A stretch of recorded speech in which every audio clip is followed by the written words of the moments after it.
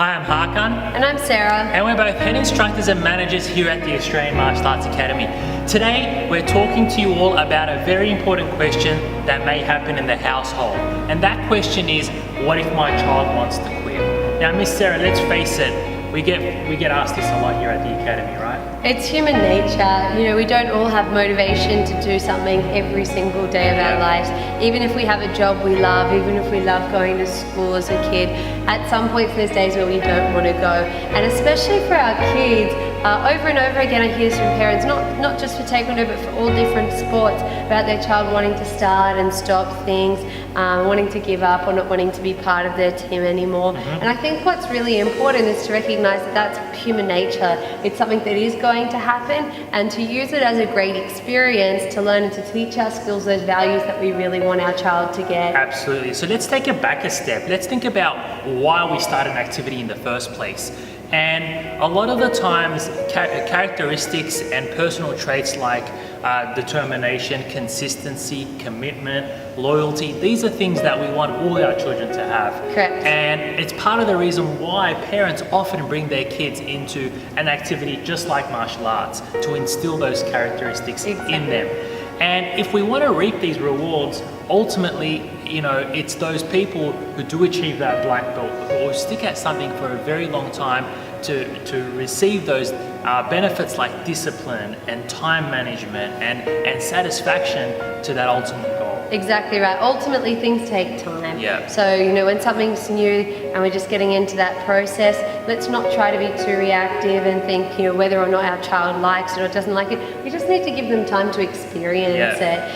You know, it's the same thing when we start our new job. We don't say whether we love it or hate it on our first day. We just have to kind of experience and see how we fall into our role and develop our role as we stick at it. Okay, so let's do a little bit of role playing. Let's just say I've got my 3-year-old or I've got my 5-year-old. Yeah. And, you know, we're into our training, we're a few months in, and then my child is starting to show some resistance in coming to class. What do we need to do here, Miss Sarah? I think the first thing to do is just acknowledge with your child that they have those feelings. So instead of saying, no, you're not scared, or no, it's not too hard, or no, it's not too easy for you, just acknowledge it. So, okay, you're a little bit nervous, or you're a little bit shy, or you haven't made friends, and give them some ways that they can get some help.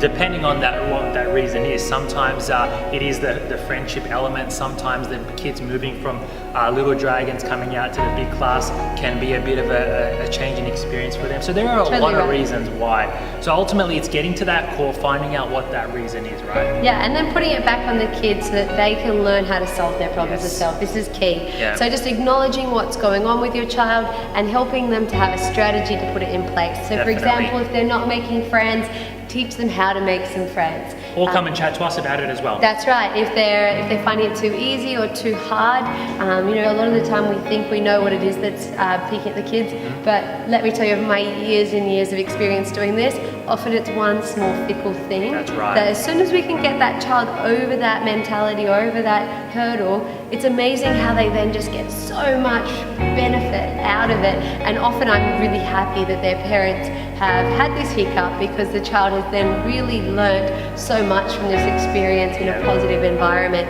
So, you know, acknowledge what the situation is, help them to come up with a strategy. So whether it's approaching a teacher, talking to a friend, you know, just giving them some motivation. Finding the next challenge, maybe moving up to black belt club class. There are so many options we can work out here. It's just resolving it together as a team. One thing I'd like to add is that willpower is just like a muscle. So the whole process of working through this is going to develop that attitude into different challenges in their life. They may not enjoy the university degree, or they may be having challenges in high school in that change in experience.